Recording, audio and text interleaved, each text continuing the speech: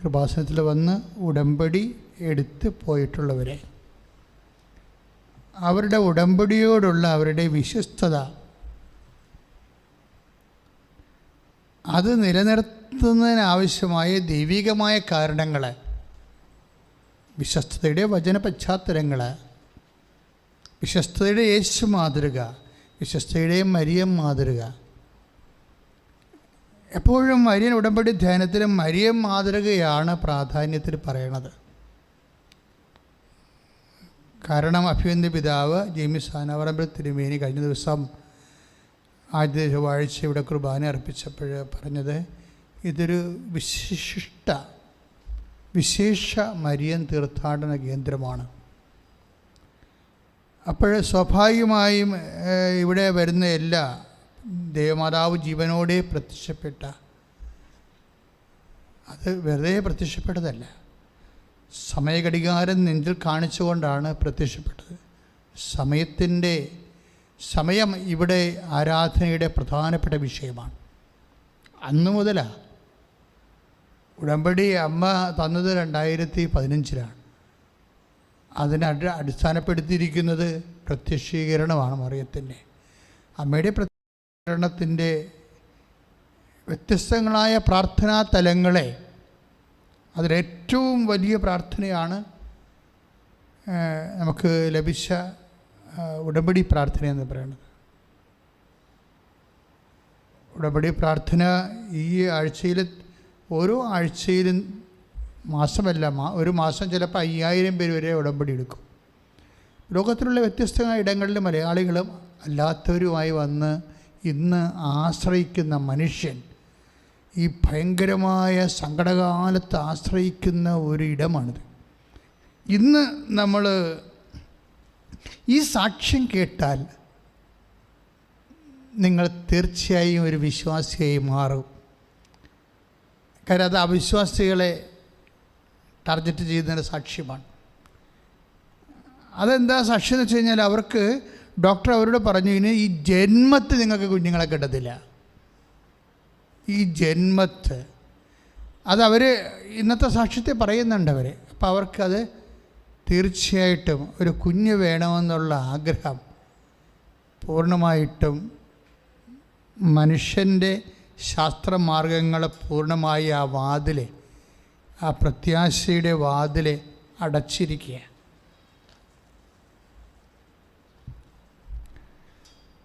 ആ പ്രത്യാശയുടെ വാതിൽ അടച്ചു കഴിഞ്ഞതിന് ശേഷം പിന്നെ മനുഷ്യൻ ശാസ്ത്രത്തിൻ്റെ വാതിലടച്ചാൽ, അപ്പോൾ അതോടുകൂടി അടഞ്ഞു പോണവരുണ്ട് ജീവിതത്തിൽ. ശാസ്ത്രത്തിൻ്റെ വാതിൽ അടച്ചാൽ അതോടുകൂടി വാതിൽ അടഞ്ഞു പോണവരുണ്ട്. പക്ഷേ വിശ്വാസിയുടെ വാതിൽ ഒരിക്കലും അടയ്ക്കപ്പെടത്തില്ല. ഈ സ്ത്രീയുടെ അമ്മ അവരോട് പറയും, ഏതായാലും നീ ഒന്ന് കൃപാസനത്ത് ചെല്ല്, അവിടെ വരെയെങ്കിലും ഒന്ന് ചെല്ല് എന്നാ പറയണത്. എന്താ കാര്യം? അവിടെ അമ്മ അടഞ്ഞുപോയ വാതിലുകളെ അനേകായിരങ്ങൾക്ക് തുറക്കുന്ന സാക്ഷ്യങ്ങൾ നമുക്ക് ഒരു മുട്ടിപ്പില്ലാതെ ഇങ്ങനെ. കാര്യം എത്രയോ വർഷങ്ങളായിട്ട് ഇവിടെ കോവിഡുണ്ട്, പക്ഷെ സാക്ഷ്യത്തിൻ്റെ വാതിൽ ഒരിക്കലും അടച്ചിട്ടില്ല. ഞങ്ങൾക്കൊരു 100-200 സാക്ഷ്യങ്ങൾ ഇപ്പോഴും നമ്മൾക്കത് പോസ്റ്റ് ചെയ്യാനുണ്ട്. 200 സാക്ഷ്യങ്ങൾ, അത് എ ഗ്രേഡ് സാക്ഷ്യങ്ങളാണ്.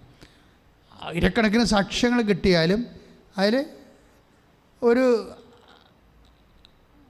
ക്വാളിറ്റി ആയിട്ടുള്ള സാക്ഷ്യങ്ങളാണ് ഏതെങ്കിലും കാര്യങ്ങൾ, ഉടമ്പടിയുടെ വിശ്വസ്തതയോ അല്ലെങ്കിൽ ഉടമ്പടിയുടെ സമയത്തിലുള്ള ഇടപെടലോ ഒക്കെയാണ്. ഇപ്പോൾ ഉദാഹരണത്തിന് ഈ ഒറ്റ സാക്ഷ്യം മതി നിങ്ങൾ വിശ്വസിക്കാൻ. അതാണ് ഹെഡിങ്, അതാണ് ഈ ഒറ്റ സാക്ഷ്യം മതി നിങ്ങൾ വിശ്വസിക്കാൻ. എന്താണ് സാക്ഷ്യത്തിൻ്റെ പേര്? ആ സാക്ഷ്യത്തിൻ്റെ വിഷയം എന്ന് പറഞ്ഞാൽ 13 വർഷമായിട്ട് അവർക്ക് മക്കളില്ല. അതാണ് അപ്പോൾ അവർ പറയണത്, കേരളത്തിലുള്ള മുഴുവൻ ആശുപത്രികളിലെ ഞാൻ പോയതാണ് എന്ന് വെച്ച് കഴിഞ്ഞാൽ അതൊരു ഭാവാത്മകമായ അലങ്കാരികമായ പറച്ചിലാണ്. അതായത് മാക്സിമം അവർ പോയെന്നതിൻ്റെ അർത്ഥം.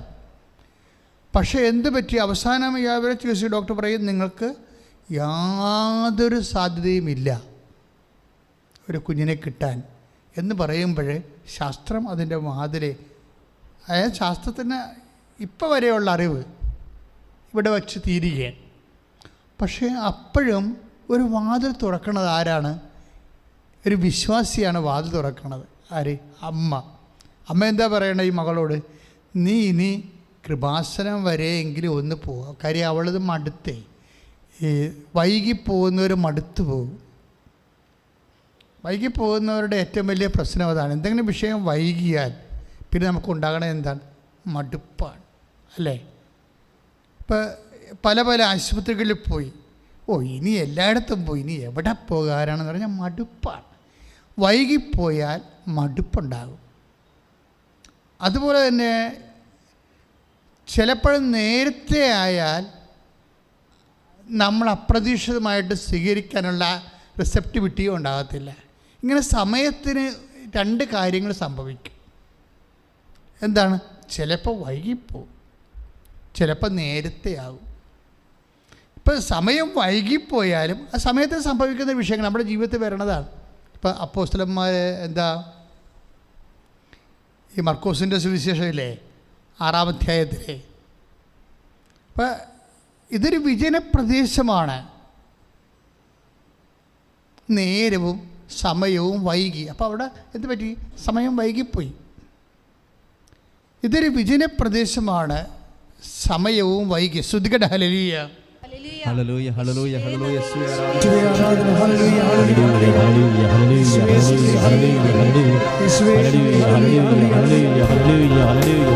യേശുവേ സ്തോത്രം, യേശുവേ നന്ദി കർത്താവേ.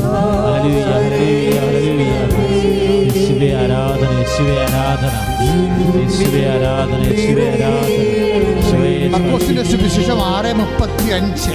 യേശുവേ ആരാധന, യേശുവേ ആരാധന, യേശുവേ ആരാധന. നേരം വൈകിയപ്പോൾ ശിഷ്യന്മാർ അവന്റെ അടുത്ത് വന്ന് പറഞ്ഞു, ഇതൊരു നേരം വൈകിയപ്പോൾ ശിഷ്യന്മാർ അവൻ്റെ അടുത്ത് വന്ന് പറഞ്ഞു, ഇതൊരു വിജന പ്രദേശമാണല്ലോ, സമയവും വൈകിയിരിക്കുന്നു. സമയത്തിനൊരു പ്രശ്നം അതാണ്. എന്താണ്? വൈകും. ഇപ്പം ഈ ചേച്ചിയുടെ വിഷയം എന്താണ്? സമയം വൈകിപ്പോയി. ഇപ്പം 38 വർഷമായിട്ട് വിവാഹം നടക്കാത്ത ആൾക്കാരില്ലേ? ഇവിടെ 50 വർഷമായിട്ട് വിവാഹം നടത്താക്കാത്ത ആൾക്കാരെ അമ്മ വിവാഹം കഴിപ്പിച്ചിട്ടുണ്ട്. ഇപ്പം സമയം വൈകിയെന്ന് പറഞ്ഞ സംഭവം കർത്താവിൻ്റെ പരിഗണനയിലില്ല. സമയം വൈകി. ഇപ്പം എന്നെ കേട്ടുകൊണ്ടിരിക്കുന്ന എല്ലാ മക്കളും ഓർക്കണം, ഇതൊരു വിജന പ്രദേശമാണ്. എന്ന് വെച്ച് കഴിഞ്ഞാൽ ഇനി സഹായിക്കാൻ ആരുമില്ല ഇവിടെ. വിജനപ്രദേശം എന്ന് വെച്ച് കഴിഞ്ഞാൽ കടകമ്പോളങ്ങളൊന്നുമില്ല, ഭക്ഷണം കൊടുക്കാൻ മാർഗമില്ല, അപ്പോൾ സഹായിക്കാൻ ആരുമില്ല. ഇപ്പം നമ്മുടെ ജീവിതത്തിലും സഹായിക്കാൻ ആരുമില്ല എന്ന് പറയുന്നൊരു നിമിഷം വരണം.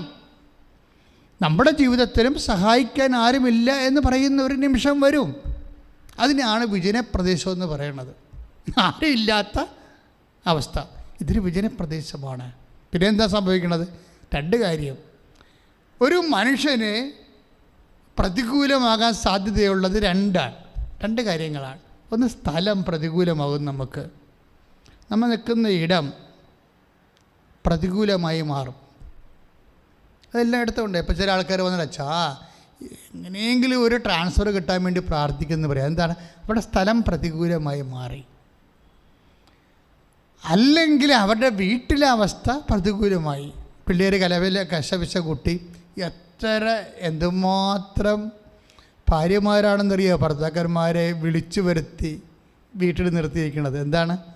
മക്കളുടെ കലപില കൂടിയത് കാരണം, കശപിശ കൂടിയത് കാരണം പെൺമക്കൾ വേറെ ചില തെറ്റായ ബന്ധങ്ങളിലൊക്കെ ചെന്നിട്ട് അമ്മ പറയണത് കേൾക്കാതിരിക്കുന്നൊരവസ്ഥ വന്നപ്പോൾ അമ്മയ്ക്ക് കൺട്രോൾ ചെയ്യാൻ പറ്റാതെ വന്നപ്പോൾ നിങ്ങൾ ഈ നശിച്ച ജോലി അവസാനിപ്പിച്ചിട്ട് ഇവിടെ വന്ന് നിൽക്കുക, അല്ലെ പിള്ളേരും ചീത്തയിൽ പോകും. അപ്പം നമ്മുടെ സ്ഥലം എന്ത് പറ്റും? നമ്മുടെ സ്ഥലം പ്രതികൂലമായി മാറും. മക്കളെ, അപ്പം തന്നെ പക്ഷേ ദൈവഹിതം അറിയണം. നമ്മൾ ഭാര്യ പറഞ്ഞെന്ന് പറഞ്ഞ് കെട്ടിയെടുത്ത് ഇങ്ങോട്ട് പോരരുത്, അല്ലെങ്കിൽ ഭർത്താവ് പറഞ്ഞെന്ന് പറഞ്ഞ് കെട്ടിയെടുത്ത് പോരരുത്. ഈ വിഷയത്തിലെല്ലാം ദൈവഹിതമുണ്ട്. എല്ലാ വിഷയങ്ങൾക്കും ദൈവഹിതം തിരക്കുന്ന ആളാണ് നീ എന്ന് വിചാരിച്ചോ? എല്ലാ വിഷയങ്ങൾക്കും ദൈവഹിതം തിരക്കുന്ന ആളാണ് നീ എങ്കിൽ ദൈവഹിതം നിനക്ക് വെളിപ്പെടും. അവിടെയാണ് പ്രശ്നം വരുന്നത്. ഇപ്പം കഴിഞ്ഞ ദിവസങ്ങൾ എനിക്ക് 4 രോഗങ്ങൾ ഒരുമിച്ച് വന്നു. ഞാൻ കിടപ്പായിപ്പോയി. അതെ ക്രിസ്മസിൻ്റെ നല്ല സീസണിൽ കിടപ്പായിപ്പോയി. അപ്പം ഞാൻ അമ്മയോട് പറഞ്ഞു, അമ്മേ ഇങ്ങനെയാണെങ്കിൽ ഉടമ്പടി എടുക്കുകയല്ല നല്ലത്. കാര്യം നമ്മളെ കയ്യിൽ നിന്ന് സാധനം വിട്ടുപോയി. പക്ഷേ എൻ്റെ പ്രാർത്ഥനയ്ക്കോ അതുപോലെ തന്നെ വചന വായനയ്ക്കോ ഒരു കുഴപ്പമുണ്ടായില്ല. അത് മുമ്പത്തൊക്കെ ഭംഗിയായിട്ട് നടന്നെങ്കിലും ഞാൻ ഓർത്ത് ഇനിയിപ്പോൾ ഉടമ്പടി എടുക്കുന്നതായിരിക്കുന്നതല്ല. അപ്പോൾ ഉടമ്പടി അമ്മ എനിക്കാണ് വെളിപ്പെടുത്തിയത്. അപ്പോൾ എൻ്റെ മനസ്സിൽ എപ്പോഴും ഉണ്ടാകും ഞാൻ ഉടമ്പടി എടുക്കരുതെന്ന് പറയും. എന്താ കാര്യം വെച്ച് കഴിഞ്ഞാൽ അത് എൻ്റേതായിട്ടുള്ള കാരണങ്ങളുണ്ട്. കാര്യം ഉടമ്പടി എടുക്കണം എന്ന് പറയുമ്പോൾ ഒരു വിഷയം നടക്കാൻ വേണ്ടി നമുക്ക് ലഭ്യമാകുന്ന അവസാനത്തെ സാധ്യത വരെ നമ്മൾ ദൈവത്തിൽ സമ്മർദ്ദം ചെലുത്തുന്ന ഒരു വിഷയമാണ്. നിക്കക്കള്ളി ഇല്ലാത്ത അവസ്ഥ. പക്ഷേ ഞാൻ ഇത്രയും സുവിശേഷം പ്രസംഗിച്ചിട്ട് എനിക്ക് നിക്കക്കളി ഇല്ലാത്തൊരവസ്ഥ വന്നാൽ ഞാൻ സ്വാഭാവികമായിട്ട് ഉടമ്പടിയോട്ട് പോകും. കാര്യം ഉടമ്പടി നിക്കക്കളി ഇല്ലാത്തതിൻ്റെ പ്രാർത്ഥനയാണ്. പക്ഷെ ഞാനതിനെന്ത് അമ്മയോട് ചോദിച്ചു. ഒരു ദിവസം മുഴുവനും പ്രാർത്ഥിച്ച് അല്ലാതെ തന്നെ ആ ദിവസങ്ങൾ മുഴുവനും ആത്മീയമായ ക്രിസ്മസിന് മനസ്സുകൊണ്ടൊരുങ്ങി പ്രാർത്ഥിക്കുന്ന ദിവസങ്ങളാണ്. പക്ഷേ വചനം എടുത്തപ്പോൾ എന്നോട് പറഞ്ഞു, നോ, നീ ചിന്തിക്കേണ്ടത് മാനുഷികമായിട്ടാണ്.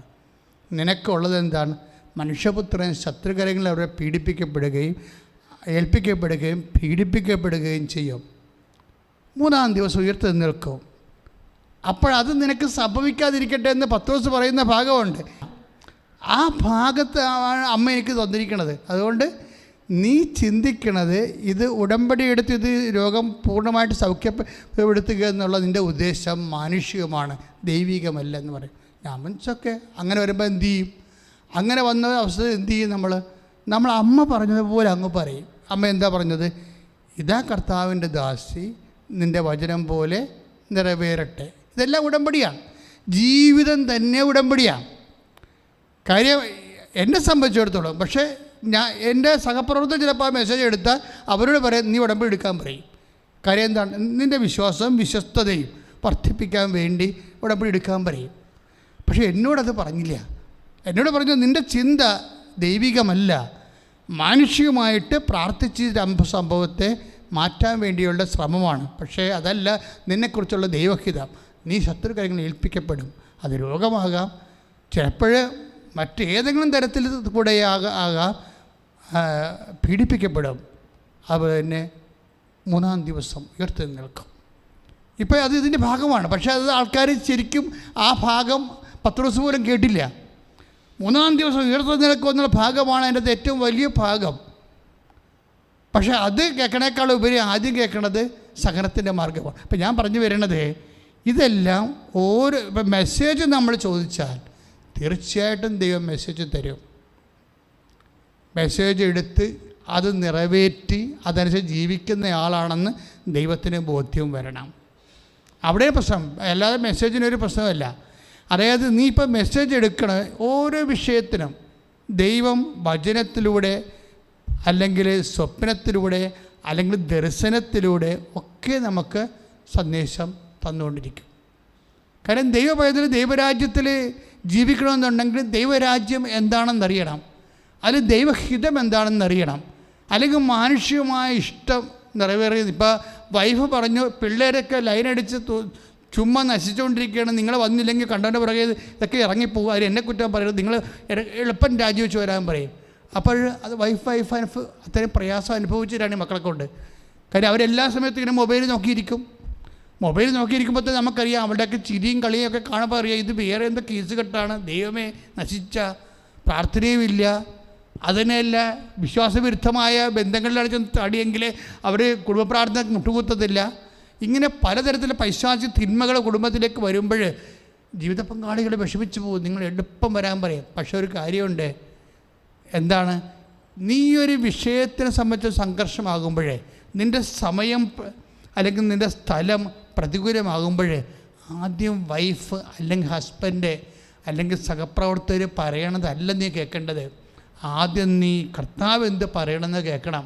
കർത്താവിൻ്റെ പറയണമെന്ന് കേൾക്കണമെങ്കിലേ ഇങ്ങനെ പെരക്കത്ത് പിടിക്കുമ്പോൾ ഫയർ എഞ്ചിനെ വിളിക്കണ പോലെയുള്ള വിളിച്ചാൽ നടക്കത്തില്ല.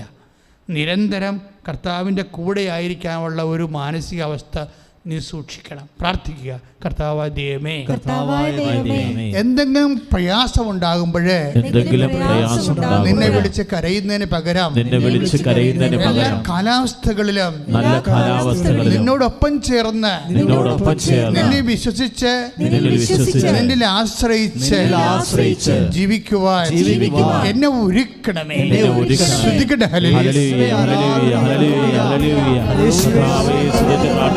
കർത്താവേ, ജീവിത പ്രതികൂല സാഹചര്യങ്ങളിൽ കർത്താവേ അങ്ങേ വിളിച്ചപേക്ഷിക്കാൻ, ജീവിതം വഴിമുട്ടുമ്പോൾ അങ്ങിൽ ആശ്രയിച്ച് ശക്തി പ്രാപിക്കാൻ കർത്താവേ അനുഗ്രഹം ചൊരിയണമേ. ഹല്ലേലൂയ, ഹല്ലേലൂയ, ഹല്ലേലൂയ, യേശുവേ സ്തോത്രം, യേശുവേ നന്ദി, നന്ദി കർത്താവേ. യേശുവേ സ്പർശിക്കണമേ, യേശുവേ സ്പർശിക്കണമേ, യേശുവേ സ്പർശിക്കണമേ. വഴിയടഞ്ഞവർക്കും വഴിമുട്ടിയവർക്കും ആരാധന അഭിഷേകമാകണമേ. പരിശുദ്ധ പരമദിവ്യകാരുണ്യത്തിന് പ്രിയപ്പെട്ടവരെ, എപ്പോഴും നമ്മൾ മനസ്സിലാക്കേണ്ട കാര്യം, ഒരിക്കലും ഒരു വിശ്വാസിയെ സംബന്ധിച്ചിടത്തോളം ഒരിക്കലും സമയം വൈകിട്ടില്ല. എന്താണ് കാരണം? ഇപ്പോൾ നമ്മൾ 6:35 മർക്കോസിൻ്റെ സുവിശേഷത്തിലെ 6:35 നമ്മൾ വായിച്ചത് എന്താണ്? ഇതൊരു വിജനപ്രദേശമാണ്, സമയവും വൈകിയിരിക്കുന്നു. പക്ഷേ നമുക്കറിയാം എന്താ സംഭവിച്ചതെന്ന്. ഈശോ അപ്പം വർദ്ധിപ്പിച്ചു, 5 അപ്പം 5000 പേർക്കായി ഭാഗിച്ചു.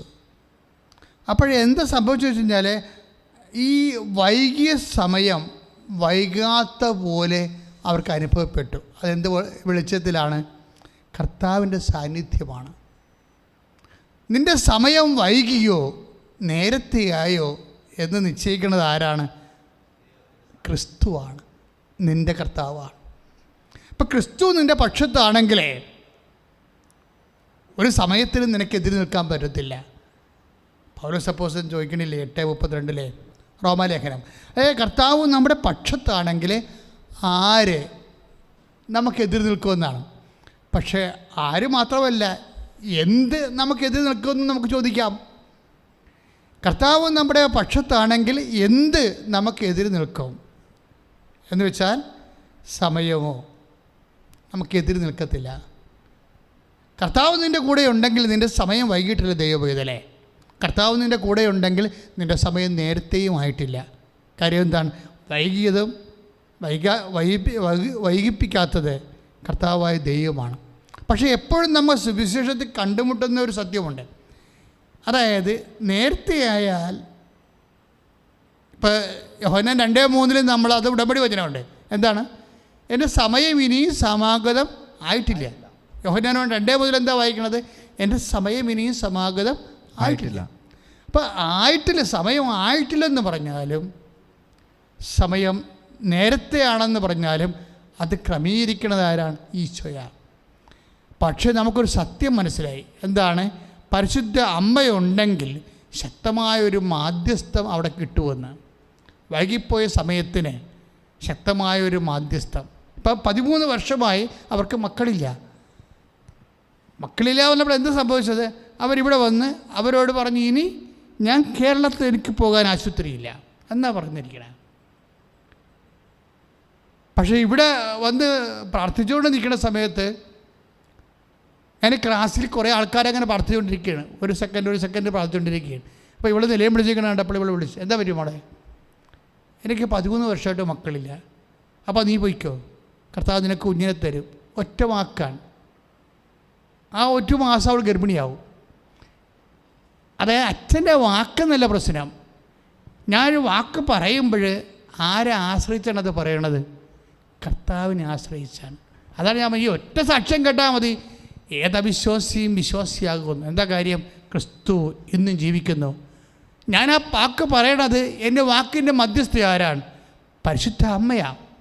പരിശുദ്ധ അമ്മയുടെ മധ്യസ്ഥത്തിലാണ് യേശുനാമത്തിൽ പറയണത്. അങ്ങനെ ആര് ഞാൻ തന്നെയല്ല, ആര് അഭിഷിക്തരാകാം, അഭിഷിക്തരല്ലാത്തവരാകാം, നീ കടുത്ത വിശ്വാസത്തിൽ ദൈവത്തിൻ്റെ മുമ്പിൽ ദൈവനാമത്തിൽ പറഞ്ഞാൽ, വിശ്വസിക്കുന്നവരുടെ കൂടെ എന്നല്ല പറയണത്, ഈ അടയാളമുണ്ടായിരിക്കുമെന്ന്. വിശ്വസിക്കുന്ന കൂടെ ഉണ്ടാകുന്ന ഒരു വിഷയം എന്താണ്?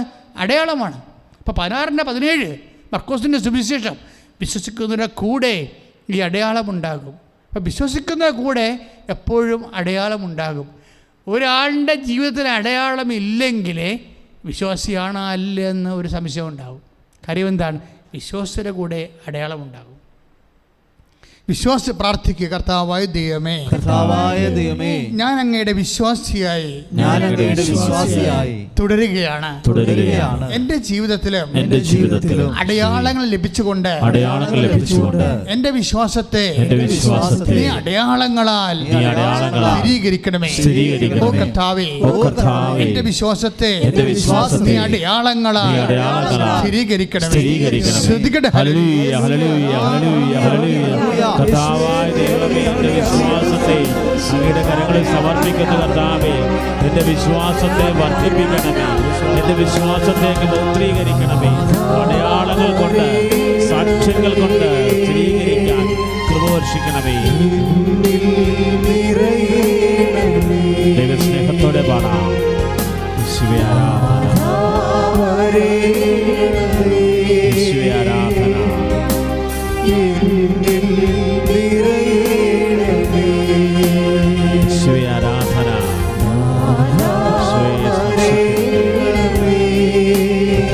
വിശ്വാസം വർദ്ധിപ്പിക്കണമേ.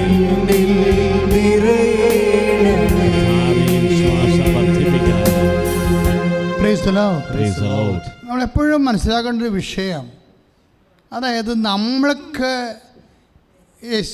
വൈ മരിയൻ മീഡിയേഷൻ, എന്തുകൊണ്ട് നമ്മൾ മരിയൻ മാധ്യസ്ഥത്തിലെ അഭയം പ്രാപിക്കണം?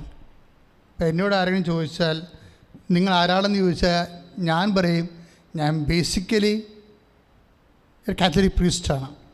പക്ഷേ ഫണ്ടമെൻ്റലി ഞാനൊരു റാഡിക്കൽ മരിയൻ ഇവാഞ്ചലിസ്റ്റാണ്. ഞാൻ ഈ ദിവസങ്ങളിലൊക്കെ ധ്യാനിച്ചുകൊണ്ടിരുന്ന വിഷയം ഇതാണ്, റാഡിക്കൽ മരിയൻ ഇവാഞ്ചലിസ്റ്റാണ്. പക്ഷേ സാധാരണ ഇവാഞ്ചലിസ്റ്റ് അല്ല, റാഡിക്കൽ മരിയൻ ഇവാഞ്ചലിസ്റ്റ് എന്ന് വെച്ചാൽ അമ്മ വഴികെ അമ്മയുടെ മാതൃക, അമ്മയുടെ നിലപാട്, ഓരോ വിഷയങ്ങളിലുമുള്ള അമ്മയുടെ ജ്ഞാനം, ഇതെല്ലാം എങ്ങനെയാണ്, എന്തിനാണ്, എപ്പോഴാണ് സംഭവിക്കുന്നതിനെക്കുറിച്ചൊക്കെ ഇങ്ങനെ വളരെ കരുതലോടുകൂടി ശ്രദ്ധയോടുകൂടി വീക്ഷിച്ചുകൊണ്ട് അത് എപ്പോഴും അനുകരിക്കാനും മറ്റുള്ളവരെ അനുകരിക്കാൻ വേണ്ടി അവരുടെ മുമ്പിൽ എപ്പോഴും ഒരു ഫ്രെയിം വർക്ക് കൊടുക്കുന്നതാണ് എൻ്റെ ഒരു ലക്ഷ്യം. അതാണ് ഞാൻ പറഞ്ഞ റാഡിക്കൽ മരിയൻ ഇവാഞ്ചലിസ്റ്റ് എന്ന്. ഞാൻ എപ്പോഴും അമ്മയോട് ഇങ്ങനെ സംസാരിച്ചുകൊണ്ടേയിരിക്കും ഓരോ വിഷയവും. കിട്ടണത് നിങ്ങൾക്ക് കൂടി യോജിക്കുന്ന കാര്യമില്ല, നിങ്ങളോട് പറയും. ഇപ്പോൾ ഉദാഹരണത്തിന് എല്ലാ അമ്മയുടെ ഏറ്റവും വലിയ ഗുണം എന്താ? നമുക്ക് ഈശോനെ അറിയാവോ? പൂർണ്ണമായിട്ട് അറിയാവോ? എനിക്ക് 4 വയസ്സ് മുതൽ ഞാൻ ഈശോൻ്റെ കൂടെ നടക്കുന്നതാണ്. ഓർമ്മയിലും പഠനത്തിലും പ്രാർത്ഥനയിലും ജീവിതത്തിലും ശുശ്രൂഷയിലും എല്ലാം. ഇപ്പോഴും നമുക്കറിയാം 1% പോലും കർത്താവിനെ അറിയാൻ പറ്റത്തില്ല. എങ്ങനെയാണ് നമുക്ക് 1% പോലും ഈശോനെ അറിയാൻ പറ്റത്തില്ല? പൗലോസ് അപ്പോസ്തലൻ ചോദിച്ചില്ല, അറിയാത്തത് എങ്ങനെ പ്രസംഗിക്കുമെന്ന്? പ്രസംഗിക്കാൻ പറ്റത്തില്ല. അറിയാവുന്ന 1% നിന്ന് ഞാനീ പ്രസംഗിക്കണം.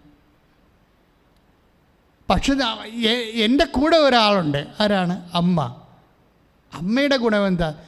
അതാണ് അമ്മയെ വൈ മരിയൻ മീഡിയേഷൻ. എന്താ കാര്യം? ഇപ്പോൾ ഈശോയെ അമ്മയ്ക്ക് പൂർണ്ണമായിട്ട് അറിയാം.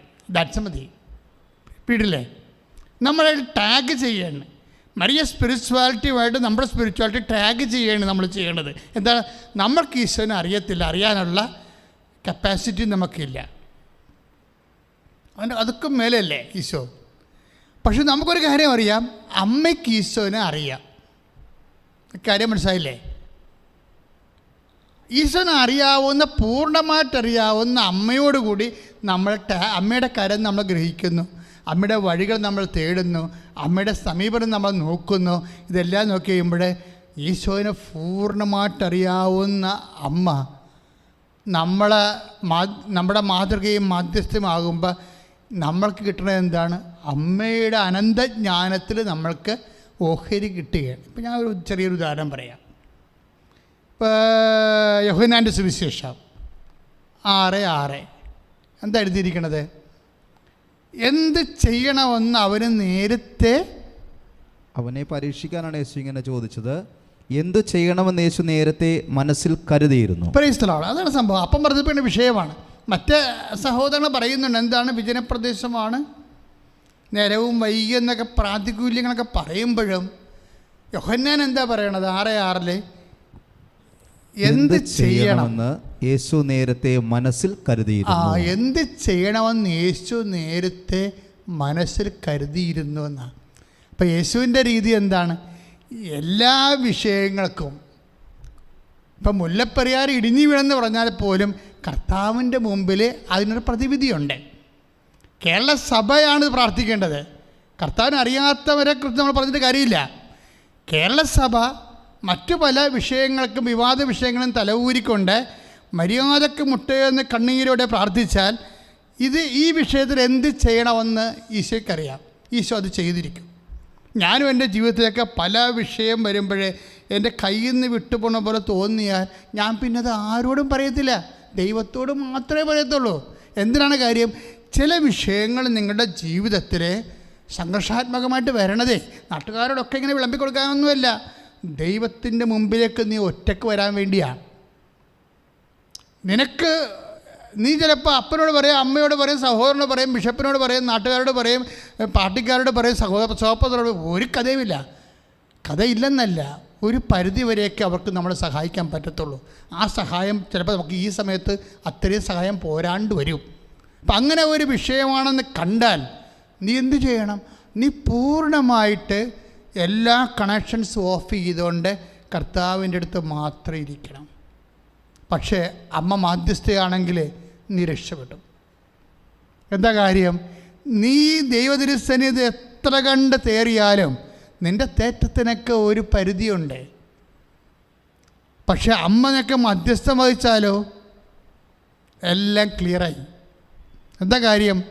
അമ്മയുടെ സ്വാധീനം. ഇപ്പം തന്നെ ഈ കാനായിലെ കല്യാണത്തിൽ ഈശോയ്ക്ക് അമ്മയ്ക്കറിയാവുന്നൊരു അറിവുണ്ട്. എന്താ കാര്യം? ഇപ്പം ഈ യോഹന്നാൻ 6:6 എന്ത് ചെയ്യണമെന്ന് അവന് നേരത്തെ അറിയാമായിരുന്നു പറയും. ഇങ്ങനെ എന്ത് ചെയ്യണമെന്ന് നേരത്തെ യേശുവിന് അറിയാമെന്ന് അമ്മയ്ക്കറിയാം. അതാണ് അമ്മ പെട്ടെന്ന് റഷ് ചെയ്യാൻ കാരണം. ഇത് അപ്പോസ്തലന്മാരറിയാൻ കുറച്ച് സമയമെടുത്തു. എന്ത് ചെയ്യണമെന്ന് അവന് നേരത്തെ അറിയാമായിരുന്നു എന്നുള്ളത് യോഹന്നാൻ പറയുന്നത് കാനായിൽ സംഭവിക്കണത് എന്താണ്? അവർക്ക് വീഞ്ഞില്ല എന്ന് പറയുമ്പോൾ അവിടെ എന്ത് ചെയ്യണമെന്ന് യേശുവിന് നേരത്തെ അറിയാമെന്ന് പരിശുദ്ധ അമ്മയ്ക്ക് അറിയാവുന്നത് കൊണ്ടാണ് അമ്മ യേശുവിൻ്റെ അടുത്തേക്ക് ആ സമയത്ത് സമയം കളയാതെ റഷ് ചെയ്യാൻ കാരണം. ഇതാണ് അമ്മ എന്ന് വെച്ചാൽ യേശുവിനെ മാക്സിമം അറിയാവുന്ന ആൾ. എപ്പോഴും ഏത് തരത്തിൽ എങ്ങനെ പ്രവർത്തിക്കണം, ഈ വിഷയത്തിന് എന്താണൊരു സമാധാനമെന്ന് യേശുവിന് നേരത്തെയുള്ള അറിവ് നമുക്ക് അനുഭവത്തിലേക്ക് കൊണ്ടുവരാൻ അമ്മയാണ് ഒരു മധ്യസ്ഥ. അമ്മയുടെ നാമം മാത്രമാണ് നമുക്ക് ലഭിച്ചിരിക്കുന്നത്. ഇപ്പം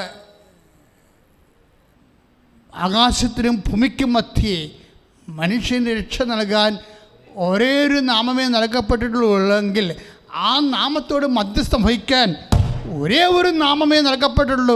അത് മറിയത്തിൻ്റെ നാമമാണ്. ശ്രദ്ധിക്കട്ടെ. ഹല്ലേലൂയ. കരങ്ങൾ ഉയർത്തിക്കൊണ്ട് ശ്രദ്ധിക്കട്ടെ. ഹല്ലേലൂയ, ഹല്ലേലൂയ, ഹല്ലേലൂയ. സമർപ്പിച്ച് പ്രാർത്ഥിക്കുന്ന കർത്താവേ, പ്രാർത്ഥിക്കുന്ന കർത്താവേ, ആകാശത്തിന് കീഴിൽ നൽകപ്പെട്ട ഏക നാമം യേശു നാമമാണെങ്കിൽ ഈശോയെ ഏക മധ്യസ്ഥ പരിശുദ്ധയാണ് ഉറച്ചു വിശ്വസിക്കുന്ന കർത്താവേ. ഹല്ലേലൂയ, ഹല്ലേലൂയ, ഹല്ലേലൂയ. ഈശോയെ ശക്തി പകരണമേ കർത്താവേ. ഹല്ലേലൂയ. ഹല്ലേലൂയ ഹല്ലേലൂയ ഹല്ലേലൂയ. യേശുവേ സ്തോത്രം, യേശുവേ നന്ദി നന്ദി കർത്താവേ, സ്തോത്രം ദൈവമേ. സ്തുതിക്കുന്ന കർത്താവേ, ഈ ശുശ്രൂഷ ലൈവായി കണ്ട് പ്രാർത്ഥിക്കുന്ന മക്കള്, ഇപ്പോൾ നിയോഗങ്ങൾ സമർപ്പിക്കുന്ന മക്കള്, സ്തുതിച്ച് പ്രാർത്ഥിക്കുന്ന കർത്താവേ, ഓരോ കുടുംബങ്ങളെയും സമർപ്പിച്ച് പ്രാർത്ഥിക്കുന്നു. ഉടമ്പടി എടുത്ത എല്ലാ കുടുംബങ്ങളെയും സമർപ്പിക്കുന്നു. ഓൺലൈൻ ഉടമ്പടി എടുത്ത കുടുംബങ്ങളെയും സമർപ്പിക്കുന്നു. യേശുവേ ആരാധന, യേശുവേ ആരാധന.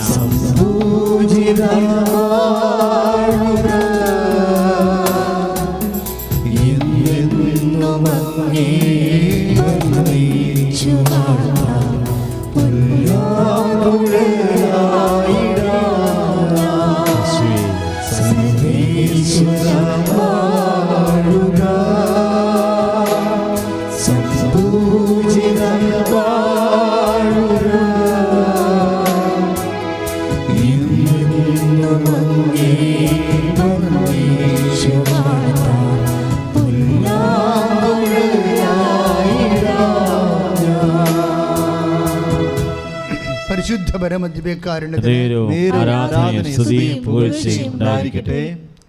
പ്രിയമുള്ളവരെ, പിന്നെ രണ്ടാമത് എനിക്ക് എൻ്റെ സഹോദരങ്ങളുമായിട്ട് പങ്കുവെക്കാനുള്ളത്, ഇപ്പോൾ ഉടമ്പടി സമയത്തിൻ്റെ പ്രാർത്ഥനയാണ് അല്ലേ. കാര്യം സമയഘടികാരവും നെഞ്ചിൽ ചേർത്തുകൊണ്ടാണ് അമ്മ കൃപാസ്ഥാനത്തറയെ പ്രത്യക്ഷപ്പെട്ട കാലം മുതലാണ് നമ്മുടെ സമയത്തെക്കുറിച്ച് ഇത്രയും ആഴമായിട്ട് പ്രാർത്ഥിക്കുന്നത്. അതുകൊണ്ട് ഞാൻ എപ്പോഴും സുവിശേഷം വായിക്കുമ്പോഴും പഴയ നിയമം വായിക്കുമ്പോഴും ഒക്കെ സമയത്തെക്കുറിച്ച് കൂടുതൽ ആലോചിക്കും.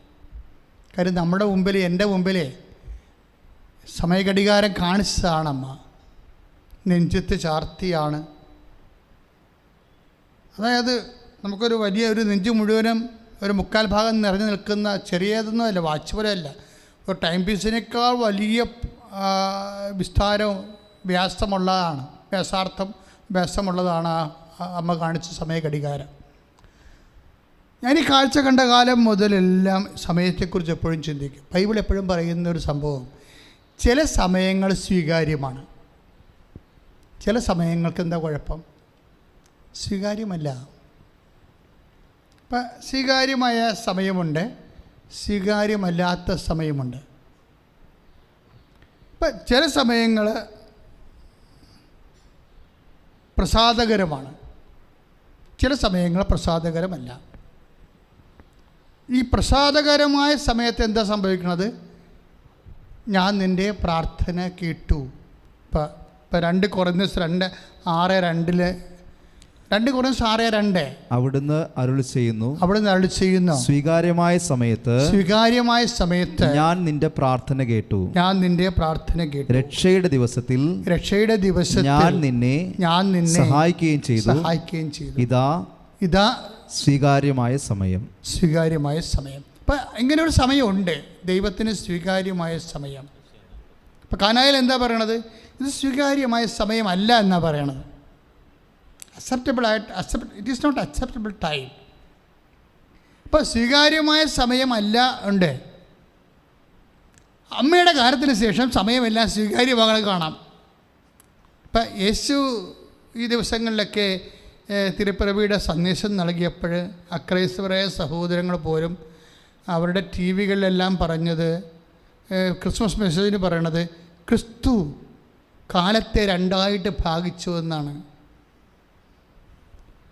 കാലത്തെ 2 ഭാഗിച്ചു, ചരിത്രത്തെ ക്രിസ്തു 2 ഭാഗിച്ചു. ഞാൻ ആ സമയത്ത് അതൊക്കെ കേട്ടുകൊണ്ട് കട്ടിലേക്ക് കിടക്കുമ്പോൾ ഞാൻ വിചാരിച്ചത്, അമ്മയും സമയത്തെ 2 ഭാഗിച്ചിട്ടുണ്ട്. എന്താ കാര്യം? സ്വീകാര്യമല്ലാത്ത സമയവും സ്വീകാര്യമായ സമയവും ഉണ്ടായി. കുറേ സമയം സ്വീകാര്യമല്ലാത്തതും കുറേ സമയം സ്വീകാര്യമാകാൻ സമയമുണ്ട്. അമ്മ വന്നപ്പോൾ എല്ലാ സമയത്തെയും സ്വീകാര്യമാക്കും. അമ്മ എങ്ങനെയാണ് എല്ലാ സമയത്തെയും സ്വീകാര്യമാക്കണത്? ഇപ്പം നിനക്ക് വീടില്ല, നിൻ്റെ വിവാഹം ഒക്കണില്ല, നിനക്ക് രോഗമാണ്, ഇപ്പം നിനക്ക് മരുന്ന് ഏക്കണില്ല എന്നൊക്കെ നമുക്ക് ഓരോ സ്വീകാര്യമല്ലാത്ത കുറേ നെഗറ്റീവ്സ് വരും.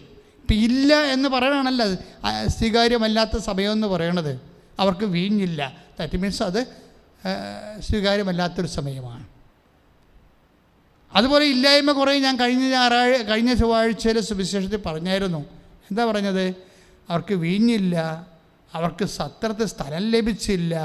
ഇങ്ങനെ കുറേ ഇല്ലായ്മയുടെ കാലമാണ്, സ്വീകാര്യമല്ലാത്ത സമയം. നെഗറ്റീവ് ടൈംസ് വരും.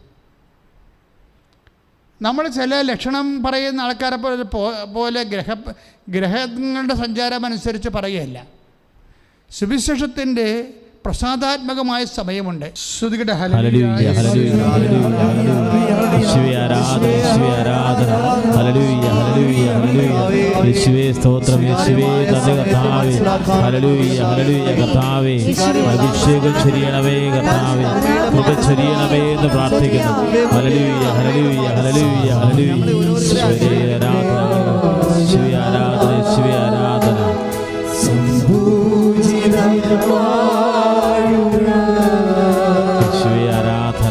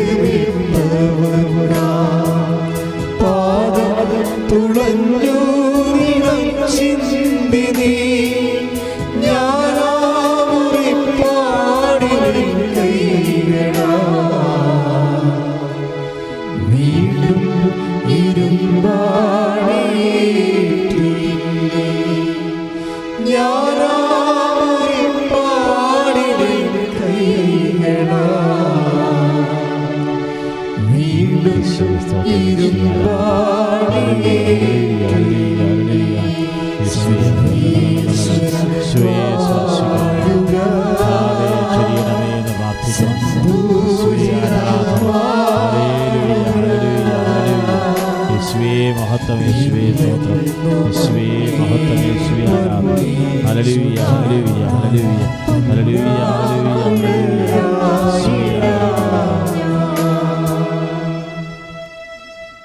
പ്രിയമുള്ളവരെ, ഐസയ്യാ 49:8 കർത്താവ് അരുളി ചെയ്യുന്നു, പ്രസാദകരമായ കാലത്ത് നിനക്ക് ഞാൻ ഉത്തരമരുളി, രക്ഷയുടെ ദിവസത്തിൽ ഞാൻ നിന്നെ സഹായിച്ചു.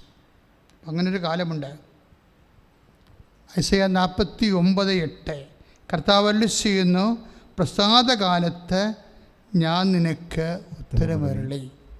അപ്പം പ്രസാദപരമായ കാലമുണ്ട്. ഇത് തന്നെയാണ് 2 കൊറിന്തോസിൻ്റെ 6:2 നമ്മൾ വായിച്ചത്. എന്താ വായിച്ചത്? സ്വീകാര്യമായ സമയത്ത് ഞാൻ നിൻ്റെ പ്രാർത്ഥനയ്ക്ക് ഉത്തരമരുളി. ഇപ്പം 2 സമയം വന്ന കണ്ടില്ലേ? എന്താണ്? ഒന്ന് പ്രസാദകാലം, രണ്ടാമത്തത് സ്വീകാര്യമായ കാലം. അപ്പോഴേ എന്താണ് ഈ പ്രസാദകാലമെന്ന് പറയണത്? അത് പ്രസാദകാലം ഉണ്ടെങ്കിൽ തീർച്ചയായിട്ടും പ്രസാദിക്കാത്ത കാലമുണ്ട്. ഐസയുടെ കാലത്ത്, എലീഷയുടെ കാലത്ത്, ഏലിയായുടെ കാലത്ത് സ്വർഗം അടച്ചു കളഞ്ഞില്ലേ? 3 വർഷം മുഴുവനും സ്വർഗം അടച്ചു. അത് പ്രസാദകാലമല്ല. ജനങ്ങളുടെ പാപം പെരുകിയപ്പോഴാണ് സ്വർഗം അടച്ചത്. അതായത് ഐസയ്യാ 49:8 പറയണത് എന്താ പറയണത്? കർത്താവ് അരുളി ചെയ്യുന്നു, പ്രസാദകാലത്ത് ഞാൻ നിനക്കുത്തരമരുളി, രക്ഷയുടെ ദിവസത്തിൽ ഞാൻ നിന്നെ സഹായിച്ചു. സി, അപ്പോൾ എന്നെ കേട്ടുകൊണ്ടിരിക്കുന്ന ദൈവ പൈതലേ, അപ്പം നീ ഓർക്കും, ഓ ശരി, അച്ഛൻ പറഞ്ഞത് ശരി. ഇപ്പം എൻ്റെയൊക്കെ പ്രാർത്ഥന ഒന്നും കേൾക്കാത്തതിൻ്റെ കാരണം സ്വീകാര്യമായ സമയം അല്ലാത്തത് കൊണ്ടായിരിക്കും. അച്ഛൻ പറഞ്ഞു ശരി, എൻ്റെ ഈ രോഗം ഇപ്പോൾ വിട്ടു മാറാത്തതിൻ്റെ കാരണം, എൻ്റെ കല്യാണം നടക്കാത്തതിൻ്റെ കാരണം, എനിക്ക് കുട്ടി ഉണ്ടാവാത്തതിൻ്റെ കാരണം ഇത് പ്രസാദകരമായ കാലമല്ലാത്തതായിരിക്കും. അവിടെയാണ് പ്രശ്നം. ഇത് അമ്മയ്ക്ക് മുമ്പ് എഴുതിയ സുവിശേഷ ഭാഗങ്ങളാണ്. അമ്മയുടെ കാലത്തോട് ഇത് അവസാനിക്കുകയാണെന്നാണ് സുവിശേഷം പറയണത്. ഈ വചനഭാഗങ്ങളെല്ലാം ഏതാണ്? അമ്മയ്ക്ക് മുമ്പ് എഴുതപ്പെട്ടതാണ്. അമ്മയുടെ കാലമത്തോടുകൂടി ആദ്യത്തെ അടയാളം കാണിക്കാൻ പോവുകയാണ് ഈശോ. എൻ്റെ ദൈവപൈതലേ, ഇനി ഭൂമിയെ ഒരു പ്രളയം കൊണ്ട് ഞാൻ നശിപ്പിക്കുകയില്ലെന്ന് വാഗ്ദാനം ചെയ്ത കർത്താവ് ഇപ്പോൾ വചനം മാംസമായി കാനായിലെ കല്യാണ കുടുംബത്തിൽ നിൽക്കുമ്പോഴാണ് അവിടെ വീണ്ടും ഒരു വിഷയം. എന്താ വിഷയം? അവിടെ വീഞ്ഞ് തീർന്നു പോകുന്നു, അവർക്ക് സങ്കടകാലം വരാൻ പോകുന്നു. എന്താ സംഭവം? ഈ വിഷയത്തിൽ അമ്മ ഇടപെടുത്ത് പെടുന്ന എന്താണ്? പ്രസാദകരമായ കാലത്ത്, പ്രസാദകരമല്ലാത്തൊരു കാലം, അല്ലെങ്കിൽ നേരത്തെ പറഞ്ഞതുപോലെ സ്വീകാര്യമല്ലാത്ത ഒരു കാലം. എൻ്റെ സമയം ഇനി സമാഗതമായിട്ടില്ലെന്ന് യോഹന്നാൻ 2:3 പറയുമ്പോൾ സ്വീകാര്യമല്ലാത്തൊരു സമയമാണ്. കാര്യം എന്താണ്? നേരത്തെ ആയിപ്പോയി. അപ്പോൾ വൈകിപ്പോയാലും സ്വീകാര്യമല്ലാതെ വരും, നേരത്തെ ആയാലും സ്വീകാര്യമല്ലാതെ വരും. പക്ഷേ പരിശുദ്ധമ്മ മധ്യസ്ഥനുണ്ടെങ്കിൽ ഏത് സ്വീകാര്യമല്ലാത്ത സമയത്തെയും സ്വീകാര്യമാക്കുകയും ഏത് പ്രസാദകരമല്ലാത്ത സാഹചര്യത്തെ പ്രസാദകരമാക്കുകയും ചെയ്യുന്നത് മറിയത്തിൻ്റെ മധ്യസ്ഥമാണ്. ശ്രുതികട്ടെ ഹല്ലേലൂയ ഹല്ലേലൂയ ഹല്ലേലൂയ. കരങ്ങൾ ഉയർത്തിക്കൊണ്ട് ശ്രുതികട്ടെ. ഹല്ലേലൂയ ഹല്ലേലൂയ. യേശുവേ നന്ദി കർത്താവേ. കർത്താവേ, അമ്മയുടെ മാധ്യസ്ഥ ഉടമ്പടി ഓരോ മകനെയും മകളുടെയും ജീവിതത്തിലെ സമയബന്ധിതമായി അങ്ങ് ഇടപെടുന്നതിനെ ഓർത്ത് നന്ദി പറയുന്ന കർത്താവേ. കർത്താവേ, സ്തുതിച്ച് പ്രാർത്ഥിക്കുന്ന കർത്താവേ, വ്യത്യസ്തമായ ഭൂഖണ്ഡങ്ങളിൽ ഇരുന്നു കൊണ്ട് ഈ ശുശ്രൂഷ ലൈവായി കണ്ട് പ്രാർത്ഥിക്കുന്ന നിയോഗങ്ങൾ തമ്മിൽ ചെയ്യണമേ. യേശുവേ ആരാധന, യേശുവേ ആരാധന.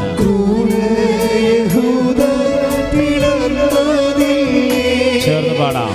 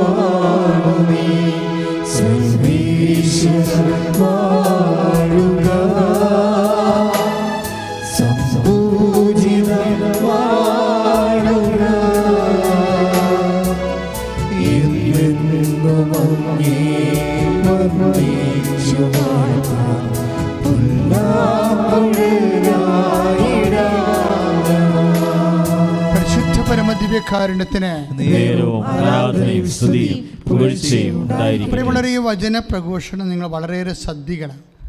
അതായത് എപ്പോഴും കൃപാസനത്തിലേക്ക് നൽകുന്നത് how to do it, what is the know how of getting grace. ആ രീതിയിലാണ് ഈ വചനം ധ്യാനിച്ച് പോകണത്. ഞാൻ എങ്ങനെ പ്രാർത്ഥിക്കണത്, അങ്ങനെ ധ്യാനിക്കണത്, അങ്ങനെ നിങ്ങൾക്ക് തരണത്. അതായത് ഇപ്പോൾ അസ്വീകാര്യമായ സമയമുണ്ട്, പ്രസാദാത്മകമായ സമയമുണ്ട്. പക്ഷേ നോ ടെൻഷൻ, നമ്മൾ ടെൻഷൻ അടിക്കത്തില്ല. എന്താ കാര്യം? നമുക്കൊരു മരിയൻ വേ ഉണ്ട്. ഇപ്പം ഞാൻ അമ്മയെക്കുറിച്ച് പറയുമ്പോൾ നിങ്ങൾ ഓർക്കരുത് കർത്താവിൻ്റെ ഒപ്പം ഞാൻ പാരലായിട്ട് അമ്മയെ കൊണ്ടുവരികയാണ്. നോ, നെവർ നോട്ട്, ഒരിക്കലുമില്ല. എന്താണ് അമ്മ അവിടെ ഈ സ്വീകാര്യമായ അല്ലാത്ത സമയത്തെ സ്വീകാര്യമാക്കുന്നതിന് അമ്മ ഉപയോഗിച്ച ടെക്നിക്ക് എന്താണെന്ന് നിങ്ങൾ അറിയണം. അത് പരിശുദ്ധാത്മാവിൻ്റെ അനന്ത ജ്ഞാനത്തിൽ നിന്ന് കിട്ടുന്ന ടെക്നിക്കാണ്. എന്താണ് പരിശുദ്ധ അമ്മ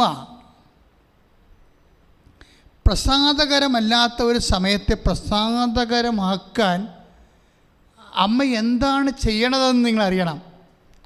അല്ലാതെ യേശുവിനെ പാരലായിട്ട് ഒരു സഖരക്ഷകയായിട്ട് പോലും അല്ല ഞാൻ അമ്മയെ അവതരിപ്പിക്കുന്നത്.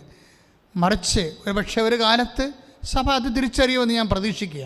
പ്രാർത്ഥിക്കുമ്പോൾ, പ്രാർത്ഥനയിൽ സഭ പുരോഗമിക്കുമ്പോൾ അങ്ങനെയുള്ള സത്യങ്ങൾ ദൈവം സഭയ്ക്ക് വെളിപ്പെടുത്തുമായിരിക്കും. പക്ഷേ ഞാനിവിടെ പറയുന്ന വിഷയം എന്താണ്?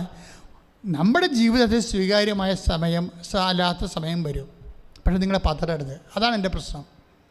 നമ്മുടെ ജീവിതത്തിലെ ഇത് പറഞ്ഞ പോലെ, നേരത്തെ പറഞ്ഞ ഈശോയുടെ വചനം പോലെ എന്താണ്? കർത്താവിൻ്റെ വചനം പോലെ ചിലപ്പോൾ പ്രസാദകരമല്ലാത്ത സമയം വരും. ഈ പ്രസാദകരമല്ലാത്ത സമയത്തെ എങ്ങനെ പ്രസാദകരമാക്കാം? First question. അല്ലെങ്കിൽ സ്വീകാര്യമല്ലാത്ത സമയത്തെ എങ്ങനെ സ്വീകാര്യമാക്കാൻ? Second question. അപ്പോൾ ആരെയാണ് അതിനെന്ത് ചെയ്യണം? ആരെയാണ് ദൈവം പ്രസാദിക്കണമെന്ന് അറിഞ്ഞാൽ മതി. ഇപ്പോൾ പ്രസാദകരമല്ലാത്തൊരു സമയത്ത് ഇപ്പം നിൻ്റെ കുടുംബത്തിന് ഇത് ചെറിയ പ്രയത്നത്തിന് കാര്യം ഞാൻ നിങ്ങൾക്ക് പറയുമ്പോൾ നമ്മുടെ വിജാതി സഹോദരങ്ങളെ മറ്റ് വിശ്വാസങ്ങളുള്ള സഹോദരങ്ങളെ സമയത്തെക്കുറിച്ച് പറയുന്ന പോലെ നിങ്ങൾ ചിന്തിച്ചു പോകും. അങ്ങനെ ചിന്തിക്കരുത്, അതല്ല പ്രശ്നം. ദൈവം സ്വീകരിക്കുന്ന സമയമുണ്ട്, ദൈവം സ്വീകരിക്കാത്ത സമയമുണ്ട്. അങ്ങനെ ഉണ്ടായിരുന്നു. പക്ഷേ ഈശോയുടെ ദൈവരാജ്യത്തിൻ്റെ പ്രോദ്ഘാടനത്തിന് ശേഷം അതിൻ്റെ അടയാളമായിട്ട് ഈശോയുടെ മഹത്വം വെളിപ്പെടുന്ന ആദ്യത്തെ അടയാളമായ കാനായിലെ കല്യാണത്തിൽ നടന്ന അത്ഭുതത്തിന് ശേഷം നമുക്ക് പറയാം, സ്വീകാര്യമല്ലാത്ത സമയത്തെ അമ്മ സ്വീകാര്യമാക്കും. പ്രസാദകരമല്ലാത്ത സമയത്ത് കുടുംബത്തിലുണ്ടെങ്കിൽ അമ്മ പ്രസാദകരമാക്കും. അതെങ്ങനെയാണ് ആക്കണമെന്നറിയണം. അല്ലാതെ അച്ഛൻ അമ്മയുടെ ഒപ്പം കൊണ്ടോ ഈശോയുടെ ഒപ്പം കൊണ്ടൊന്ന് അമ്മയെ പ്രതിഷ്ഠിച്ചെന്നല്ല പറയേണ്ടത്. അതെങ്ങനെയാണ് ആക്കണത്? അതിന് അമ്മ എന്താണ് ചെയ്തത്? അമ്മ എന്താ ചെയ്തത്? നമുക്കറിയാം, ദൈവതിരുസ്ഥനി ഒരു വ്യക്തി പ്രസാദകരമാകണത് എങ്ങനെയാണ്? എക്സ്വർവൈ ഞാനല്ലെങ്കിൽ നിങ്ങൾ ദൈവതിരുസന്നിധിയിൽ ഒരു വ്യക്തി പ്രസാദകരമാകണത്, ദൈവത്തിന് പ്രിയപ്പെട്ടതാകണത് എങ്ങനെയാണ്?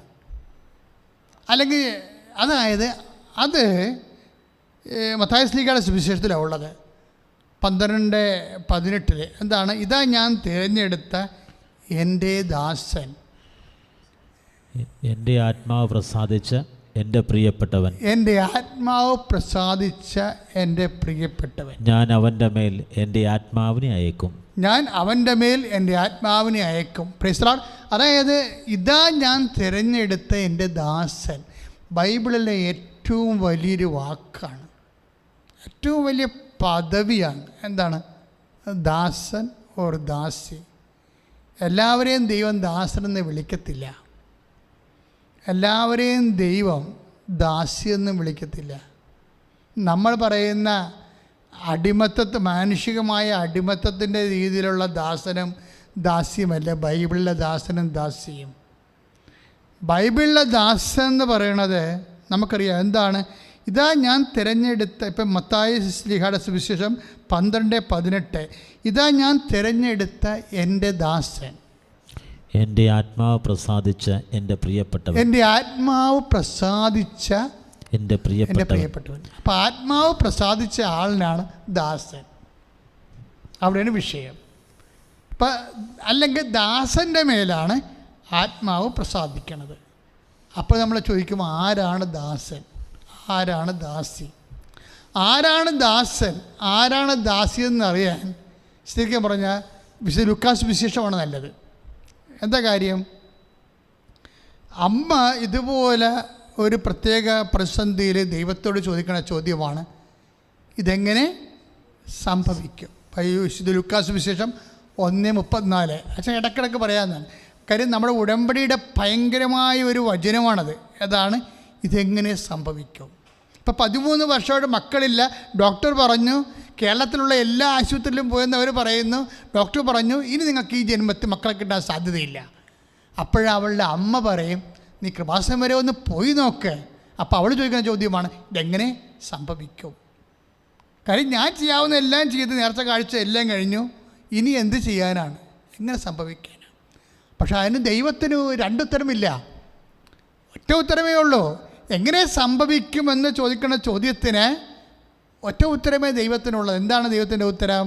പരിശുദ്ധാത്മാവ് നിൻ്റെ മേൽ വരും. ലൂക്കാസ് വിശേഷം 1:35 പരിശുദ്ധാത്മാവ് നിൻ്റെ മേൽ വരും. ഏറ്റു പറഞ്ഞേ, പരിശുദ്ധാത്മാവ് നിൻ്റെ മേൽ വരും. അത്യുന്നതന്റെ ശക്തി നിന്നിൽ പ്രവർത്തിക്കും. Praise the Lord. അപ്പോൾ ഈ മാനുഷികമായ പ്രവർത്തനമൊന്നുമില്ല, ശാസ്ത്രത്തിൻ്റെ പ്രവർത്തനമൊന്നുമില്ല, ഔഷധത്തിൻ്റെ പ്രവർത്തനമൊന്നുമില്ല. എന്താ സംഭവം? ബൈബിള് 2 തരം പ്രവർത്തനങ്ങളെ പറയുന്നുണ്ട്. ലോകം ഒറ്റ പ്രവർത്തനങ്ങളെ പറയുന്നുള്ളൂ, മാനുഷികമായ പ്രവർത്തനങ്ങളെ പറയുന്നുള്ളൂ. ഒന്നെങ്കിൽ ശാസ്ത്രം, അല്ലെങ്കിൽ ശേഷി, അല്ലെങ്കിൽ ശേമുഷി, ഒന്നെങ്കിൽ മണി, അല്ലെങ്കിൽ മസിൽ, ഇങ്ങനെയുള്ള പ്രവർത്തനമേ മാനുഷികമായിട്ടുള്ളൂ. അവിടെ അത് നടന്നില്ലെങ്കിൽ ആ സംഭവം സ്റ്റോപ്പ് ചെയ്യും. പക്ഷേ വിശുദ്ധ ഗ്രന്ഥം എന്താ പറയണത്? നിങ്ങളുടെ ഈ നാളെ ചത്തുപോണ മനുഷ്യനെക്കുറിച്ച് പറയുന്ന വിഷയമല്ല. 2 തരം ശക്തിയുണ്ട്. ഒന്ന് മാനുഷികമായ ലോകത്തിൻ്റെ ശക്തി, മറ്റേതെന്താണ്? ഉന്നതത്തിൻ്റെ ശക്തി. അതാണ് അമ്മ ചോദിക്കുമ്പോൾ ഇതെങ്ങനെ സംഭവിക്കുമെന്ന് ചോദിക്കുമ്പോൾ ലുക്കാവ് 35 മാലാഖ പറയുന്ന മറുപടി എന്താണ്? പരിശുദ്ധാത്മാവ് നിൻ്റെ മേൽ വരും. ഇപ്പം ഞാൻ ആ മകളോട് പറഞ്ഞില്ലേ, കേരളത്തിൽ എല്ലാ ആശുപത്രിയിലും പോയി മകളെ എന്ന് പറയുമ്പോൾ അവൾ നിലവിളിക്കുമ്പോൾ എന്താണ് പറയണത്? നീ പൊയ്ക്കൊള്ളുക, കർത്താവ് നിനക്ക് കുഞ്ഞിനെ തരും. അതെന്താ പറയണത്? അത്യുന്നതൻ്റെ ശക്തിയിലാണ് പറയണത്.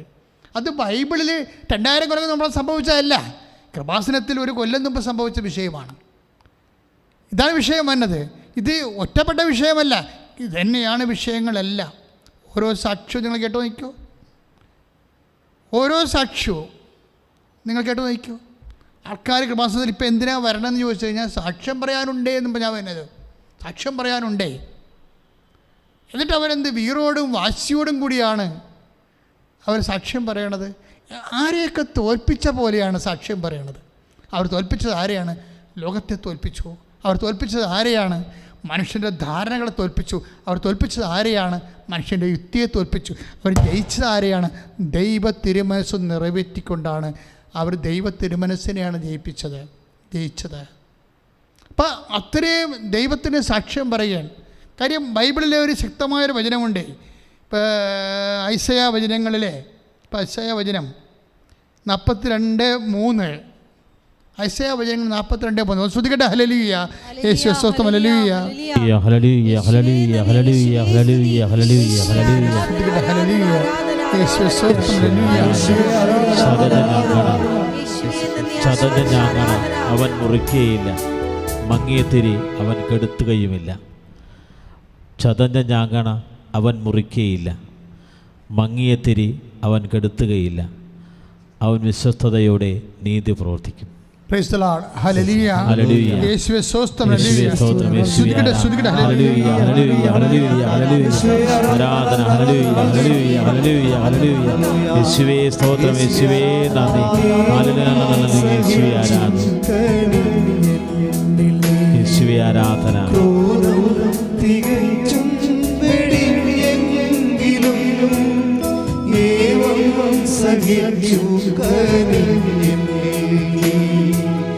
ക്രോധം തികച്ചും വെടിയെങ്കിലും ഞാനാറിപ്പാടിലെ കൈകളാ വീണ്ടും ഇരുമ്പാടിയേറ്റി ഞാനാമുറിപ്പാട് കൈകളാ വീണ്ടും ഇരുമ്പാടിയേറ്റി സർവേശ്വരൻ പാടുക സംപൂജിതമാടുക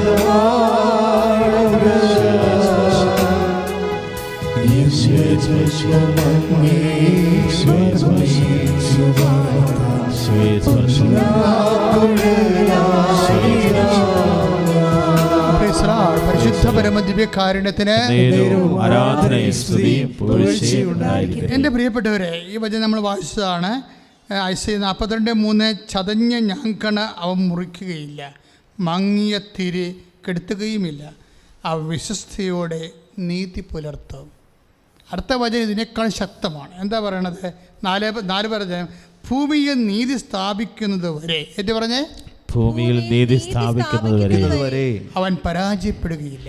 അവൻ പരാജയപ്പെടുകയില്ല. ഒന്നിനെ പറഞ്ഞേ, ഭൂമിയിൽ നീതി സ്ഥാപിക്കുന്നവരെ, ഭൂമിയിൽ നീതി സ്ഥാപിക്കുന്നത് വരെ അവൻ പരാജയപ്പെടുകയില്ല. അവൻ പരാജയപ്പെടുകയില്ല. Praise the Lord. Praise the Lord. ഇനി നമ്മൾ തിരിച്ചു പറയണം. എന്താണ്? ഞാൻ പരാജയപ്പെടുകയില്ലെന്ന് പറയണം. ഞാൻ ദൈവവേദന്റെ അടിസ്ഥാനത്തിൽ ഞാൻ പരാജയപ്പെടുകയില്ല. പറയുക, ഭൂമിയിൽ നീതി സ്ഥാപിക്കുന്നവരെ ദൈവ പൈതലായ ഞാൻ പരാജയപ്പെടുകയില്ല. പരാജയപ്പെടുകയില്ല. Praise the Lord. Praise the Lord. Isho ഇപ്പം നമ്മുടെ പൗലോസ് പറഞ്ഞില്ലേ, എനിക്കൊരു ജ്ഞാനസ്ഥാനം ഈശോ പറഞ്ഞില്ലേ, എനിക്കൊരു ജ്ഞാനസ്ഥാനം സ്വീകരിക്കാറുണ്ട്.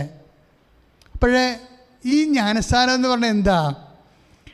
ദൈവത്തിൻ്റെ ഹിതത്തിന് വേണ്ടി തന്നെ സമർപ്പിക്കുന്നതിന് ഏതറ്റം വരെയും പോകാൻ he's ready and we are also ready. ഇതാണ് നീതി എന്ന് പറയണത്. അതായത് 12:50 ലൂക്കാൻ്റെ സുവിശേഷം, വിശുദ്ധ ലൂക്കാൻ്റെ സുവിശേഷം, എനിക്കൊരു ജ്ഞാനസ്ഥാനം സ്വീകരിക്കാനുണ്ട് എന്ന് വെച്ചാൽ എന്താണ്? ഈശോ സ്വീകരിച്ച ജ്ഞാനസ്ഥാനം എന്താണെന്ന് നമുക്കറിയാം. പക്ഷേ അടിസ്ഥാനപരമായിട്ട് എന്താണ്? പിതാവിൻ്റെ മനസ്സിനെ ഏതറ്റം വരെയും സമർപ്പിക്കാൻ ഈശോ കാണിച്ച സമർപ്പണമാണ് ഈശോ നേടിയ നീതി എന്ന് പറയുന്നത്. അതാണ് എന്താണ്? അവൻ വിശ്വസ്തയോടെ നീതി പുലർത്തും, ഭൂമിയിൽ നീതി സ്ഥാപിക്കുന്നവരെ അവൻ പരാജയപ്പെടുകയില്ല. ഞാൻ സാക്ഷ്യം പറഞ്ഞ മക്കളുടെ വീറും വാശിയും കണ്ടപ്പോഴേ അത് വ്യാഖ്യാനിച്ചാണ് ഞാനിവിടെ എത്തിയത്, ഈ വചനത്തിലെത്തിയത്. എന്ന് വെച്ച് കഴിഞ്ഞാൽ അവരുടെ വചനങ്ങൾ കേൾക്കുമ്പോഴേ, അതായത് ദൈവം മാത്രമാണ് എൻ്റെ വിശ്വാസത്തിന് മറുപടി പറഞ്ഞത്. ഈ കാലഘട്ടത്തിൽ, ഈ അവസ്ഥയിൽ എന്നെ കൈപിടിച്ചുയർത്തിയത് ദൈവം മാത്രമാണെന്ന് പറയുമ്പോഴേ, ആ ദൈവം കൈപിടിച്ചുയർത്താൻ സ്വീകാര്യമല്ലാത്ത ഒരു കാലമായിരുന്നു അവരുടേത്. പ്രസാദകരമല്ലാത്തൊരു കാലമായിരുന്നു അവരുടേത്. ഈ പ്രസാദകരമല്ലാത്ത കാലത്തെ പ്രസാദകരമാക്കാൻ, ഈ സ്വീകാര്യമല്ലാത്ത കാലത്തെ സ്വീകാര്യമാക്കാൻ നമുക്ക് സാധിക്കും എന്ന് നമ്മളോട് പറഞ്ഞത് ആരാണ്? അമ്മയാണ്. അമ്മ എങ്ങനെ പറഞ്ഞു? അത്യുന്നതൻ്റെ ശക്തി നിന്നെ പ്രവർത്തിക്കുമെന്ന് പറഞ്ഞില്ലേ ലൂക്കാ 1:35. എന്നിട്ട് അത് കേട്ടപ്പോൾ അമ്മ എന്താ പറഞ്ഞത്? ഇതാ കർത്താവിൻ്റെ ദാസി. അത്യുന്നതൻ്റെ ശക്തി, മനുഷ്യന്മാരുടെ ശക്തി, യുക്തിയുടെ ശക്തി, ശാസ്ത്രത്തിൻ്റെ ശക്തി, ശരീരത്തിൻ്റെ ശക്തി, പണത്തിൻ്റെ ശക്തി, പറമ്പിൻ്റെ ശക്തി, പാർട്ടിയുടെ ശക്തി, ഇങ്ങനെ പല ശക്തികൾ ലോകത്തുണ്ട്. അതിനൊന്നും നമ്മൾ ദാസ്യങ്ങളല്ല, അതിനൊന്നും നമ്മൾ ദാസ്യവരെ എടുക്കേണ്ട കാര്യമില്ല. ഓരോരോ കാലത്ത് സഭ പല പല കാര്യങ്ങളിൽ ഇവിടെ പീഡിപ്പിക്കപ്പെടുന്നുണ്ട്. സഭ ചെയ്യാത്ത തെറ്റിന് പോലും 10 വോട്ട് നേടാൻ വേണ്ടി സഭയെ പ്രതിഷ്ഠാനത്ത് നിർത്തിക്കൊണ്ട് മറ്റു സമുദായക്കാരുടെ പ്രീണനങ്ങളും അവരുടെ താല്പര്യങ്ങളും എടുത്തുകൊണ്ട് കസേര ഉറപ്പിക്കാൻ വേണ്ടി സഭയെ കരുവാക്കിയിട്ടുള്ള കാലഘട്ടങ്ങൾ കഴിഞ്ഞു പോവുകയാണ്. പക്ഷേ അങ്ങനെയുള്ള കാലങ്ങളിലൊന്നും സഭ ആരുടെയും ദാസ്യാകത്തില്ല. ജ്ഞാനസ്ഥാനം വെള്ളം വീണവനാകാതിരിക്കാം, പക്ഷേ കർത്താവിൻ്റെ ദാസിയാകാൻ അല്ലെങ്കിൽ ദാസനാകാൻ കഴിയാത്ത വ്യക്തി ലോകത്തിൻ്റെ ദാസനാകും, അല്ലെങ്കിൽ ദാസിയാകും. അങ്ങനെ ആ അവസ്ഥയിൽ അവരെ അന്ത്യം കുറിക്കുകയും ചെയ്യും. ഞാൻ പറഞ്ഞു വരുന്ന കാര്യം, വിശ്വാസിയെ സംബന്ധിച്ചിടത്തോളം ഇവിടെ ഒറ്റ ദാസനേ ഉള്ളൂ. ആരാണ്? ദൈവത്തിൻ്റെ ദാസൻ. അതാണ് അമ്മ പറയണത്. അമ്മ പറഞ്ഞ അസ്വീകാര്യമായ സമയത്തെ എങ്ങനെ അമ്മ സ്വീകാര്യമാക്കി, പ്രസാദകരമല്ലാത്ത സമയത്തെ എങ്ങനെ പ്രസാദകരമാക്കി. With a single word. എന്താണ്? Behold the handmaid of the Lord, be to done to me according to thy word. ഇതാ കർത്താവിൻ്റെ ദാസി. പിന്നെന്താ പറയണത്? എങ്ങനെയാണ് ദാസ്യനാകണത് ഒരു മനുഷ്യൻ? എങ്ങനെയാണ് ദാസിയാകണത് ഒരു സ്ത്രീ? Behold handmaid of the be to done to me according to thy word. എന്താണ്? അങ്ങയുടെ വചനം എന്നിൽ നിറവേറട്ടെ. ദൈവവേദനേ, എപ്പോഴാണൊരു വ്യക്തി ദൈവത്തിൻ്റെ വചനം തൻ്റെ ജീവിതത്തിൽ നിറവേറാൻ വേണ്ടി സ്വയം സമർപ്പിതമാകണത്? അവൻ ദൈവത്തിൻ്റെ ദാസനാകും, ദൈവത്തിൻ്റെ ദാസിയാകും. അവന് സ്വീകാര്യമല്ലാത്ത സമയം അവൻ സ്വീകാര്യമാക്കി, പ്രസാദകരമല്ലാത്ത സമയം അവന് പ്രസാദകരമാകും. എപ്പോഴാണത്? അവൻ ദൈവത്തിൻ്റെ വചനത്തെ തന്നെ പരിശുദ്ധ അമ്മയെ പോലെ സമർപ്പിക്കുമ്പോൾ പ്രാർത്ഥിക്കുക, അമ്മയെ പരിശുദ്ധ. അസ്വീകാര്യമായ സമയത്തെയും പ്രസാദകരമായ സമയത്തെയും ഞങ്ങൾക്ക് അമ്മയെപ്പോലെ പ്രസാദകരമാക്കി മാറ്റുന്നതിനായി അമ്മയെപ്പോലെ അത്യുന്നത ശക്തി ആവശ്യിക്കാൻ വേണ്ടി കർത്താവിന്റെ വചനം ജീവിതത്തിലെ നിറവേറ്റാൻ ആവശ്യമായ അഭിഷേകവും നൽകണമേ. ശ്രദ്ധിക്കട്ടെ. ഹല്ലേലൂയ, ഹല്ലേലൂയ, ഹല്ലേലൂയ, ഹല്ലേലൂയ. യേശുവേ സ്തോത്രം, യേശുവേ നന്ദി. കർത്താവേ, കർത്താവേ അങ്ങയുടെ ഹിതം നിറവേറാൻ ദൈവത്തിന്റെ ശക്തി ഞങ്ങളുടെ മേൽ നിറയട്ടെ. ഹല്ലേലൂയ, ഹല്ലേലൂയ, ഹല്ലേലൂയ. യേശുവേ ആരാധന, യേശുവേ ആരാധന.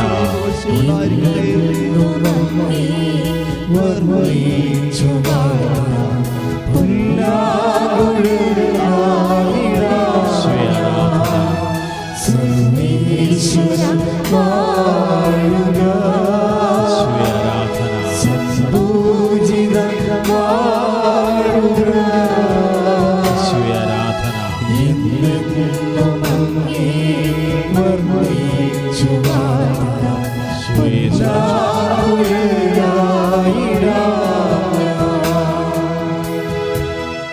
പരിശുദ്ധ പരമദിവ്യകാരുണ്യത്തിന് ആരാധനയും സ്തുതിയും പുകഴ്ചയും പരിശുദ്ധ പരമദിവ്യകാരുണ്യത്തിന് ആരാധനയും സ്തുതിയും പുകഴ്ചയും ഉണ്ടായിരിക്കട്ടെ. പ്രിയമുള്ളവരെ,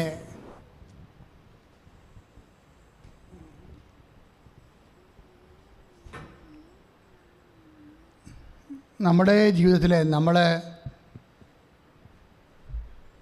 ദൈവത്തിൻ്റെ ദാസൻ, ദൈവത്തിൻ്റെ ദാസി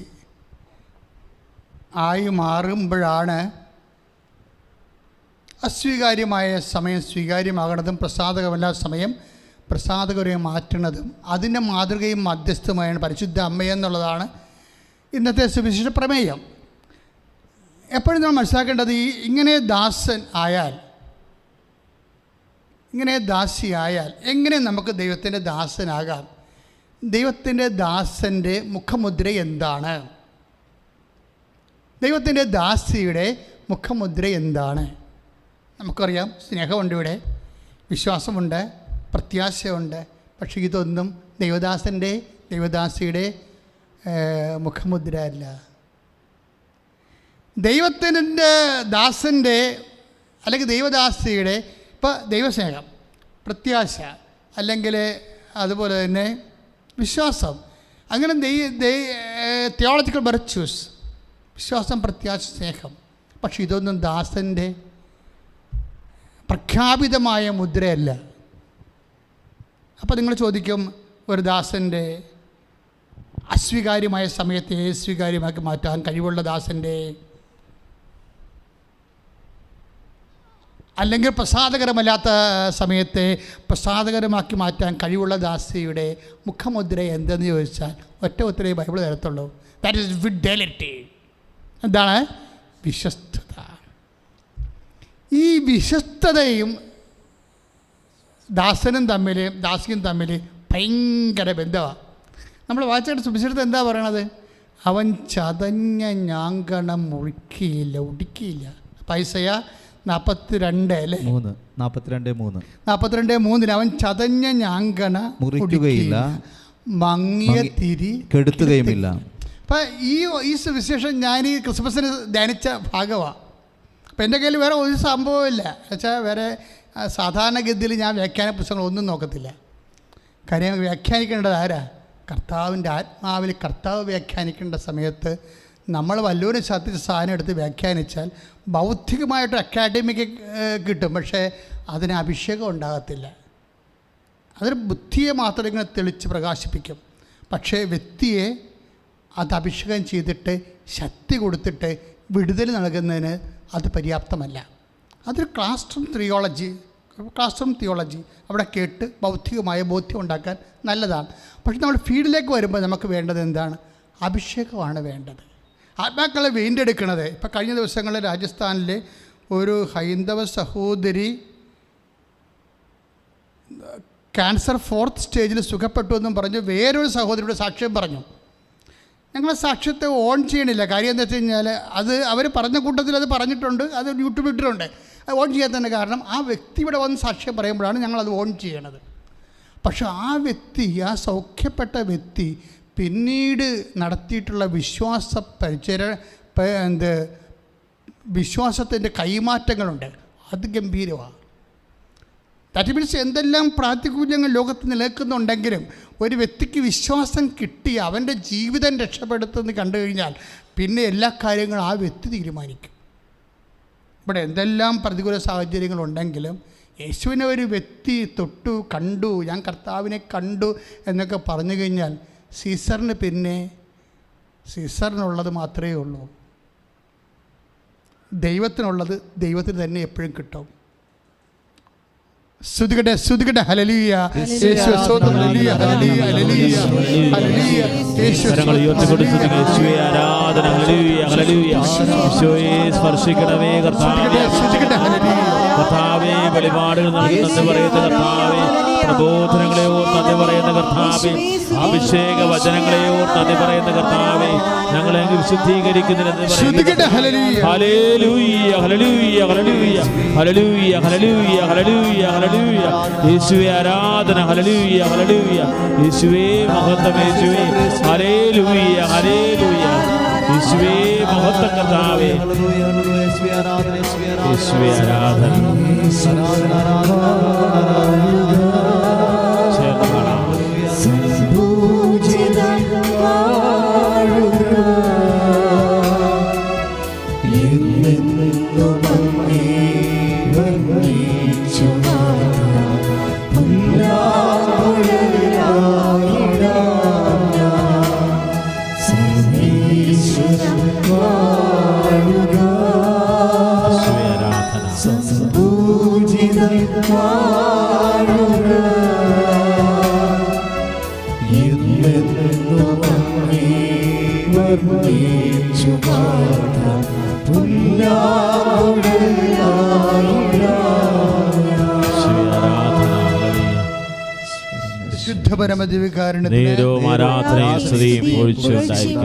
അപ്പൊ ദാസന്റെ അഥവാ ദാസിയുടെ മുഖമുദ്രയായിട്ട് ഐസയ 42:3 എന്താ പറയണത്?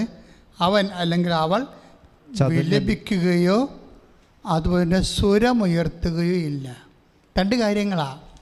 ഒന്ന്, നമുക്കൊരു വ്യക്തിക്ക് ചെയ്യാവുന്ന ഒരു ജീവിത പ്രതിസന്ധിയുടെ മുമ്പിലെ ഒരു വ്യക്തിക്ക് ചെയ്യാവുന്ന രണ്ട് കാര്യങ്ങളാണ്. ഒന്നെന്താണ്? വിലപിക്കുക, നിലയം വിളിച്ചുകൊണ്ടിരിക്കുക, കരഞ്ഞുകൊണ്ടിരിക്കുക.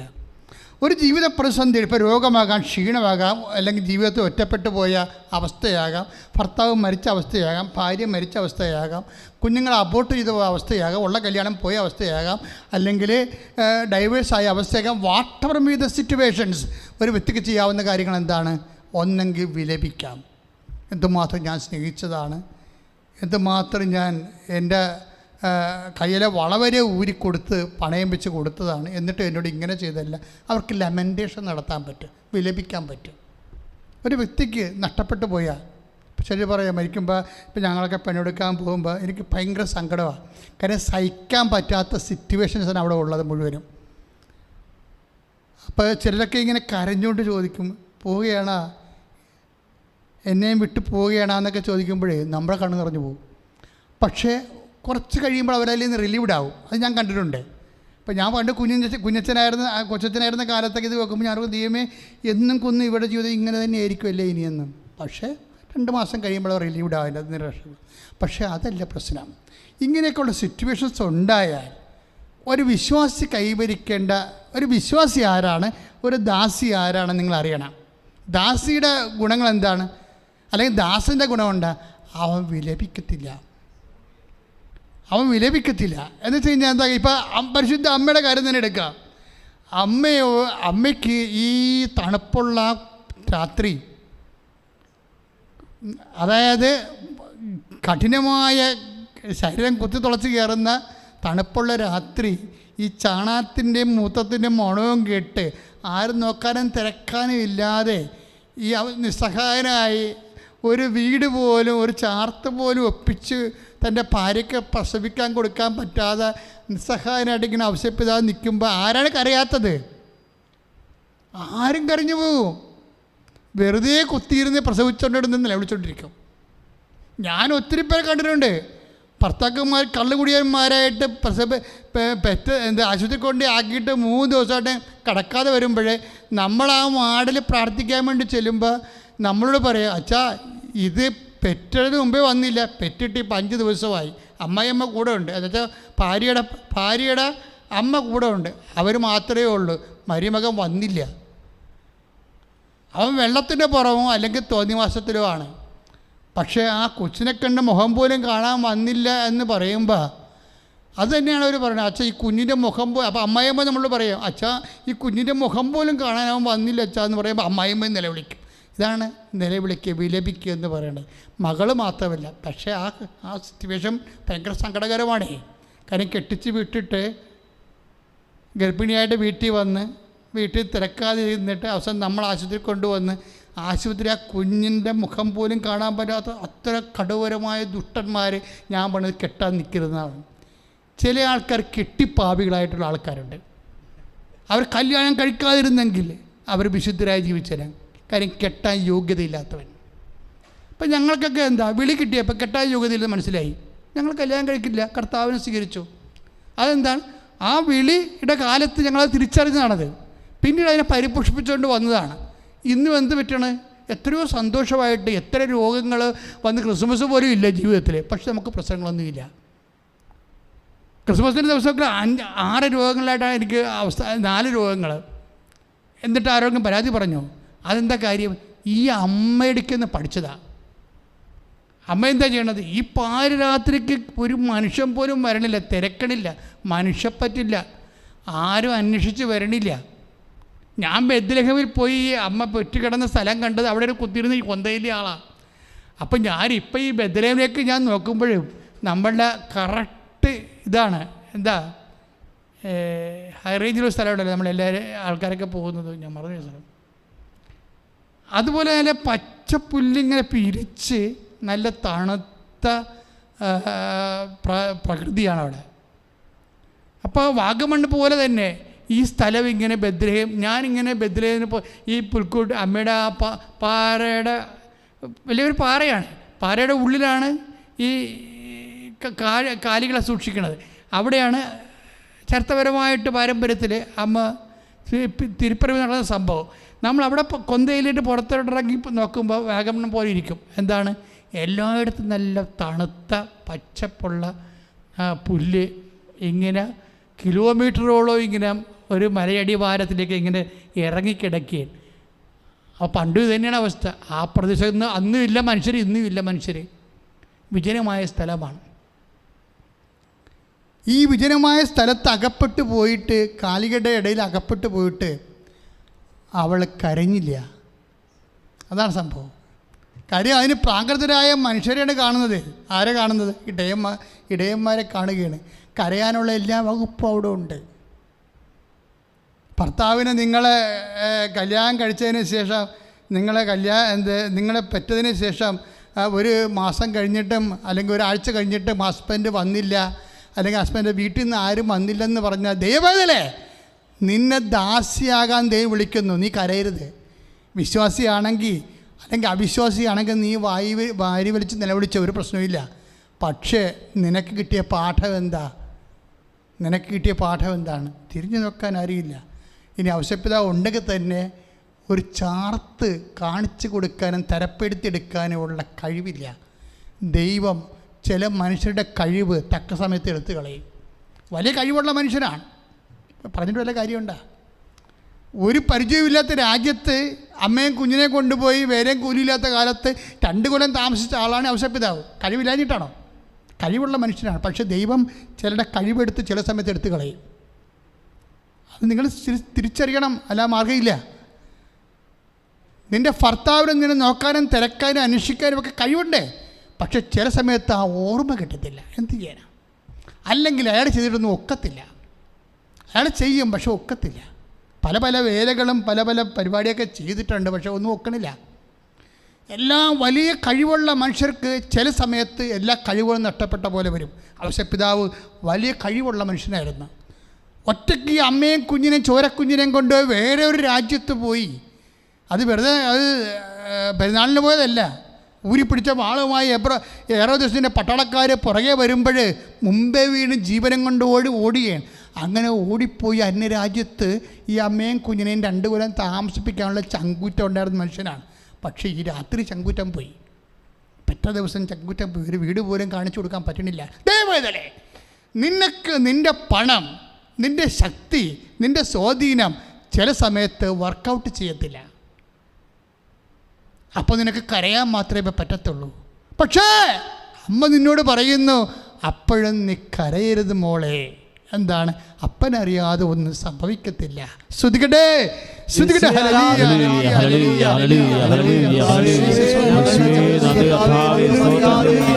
സ്തുതിക്കുന്ന കർത്താവേ ആരാധന. ഹല്ലേലൂയ ഹല്ലേലൂയ ഹല്ലേലൂയ ഹല്ലേലൂയ ഹല്ലേലൂയ ഹല്ലേലൂയ. യേശുവേ സ്തോത്രം, യേശുവേ നന്ദി കർത്താവേ. യേശുവേ മഹത്വം, യേശുവേ ആരാധന. ഹല്ലേലൂയ ഹല്ലേലൂയ ഹല്ലേലൂയ ഹല്ലേലൂയ.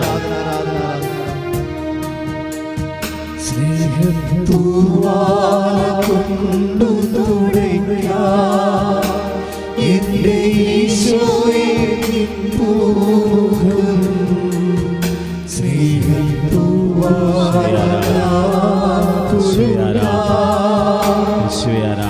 ഈശോയെ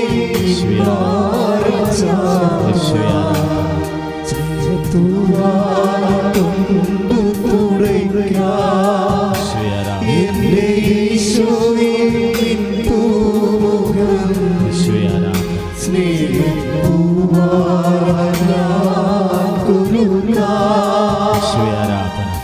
ഈശോയെ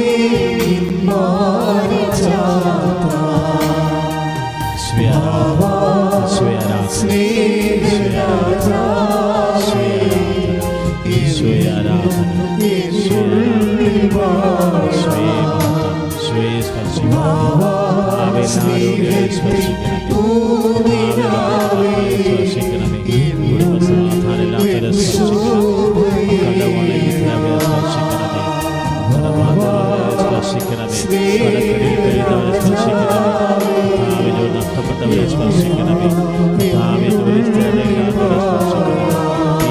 ിരിക്കുന്ന മക്കളെ സ്പർശിക്കണമേ.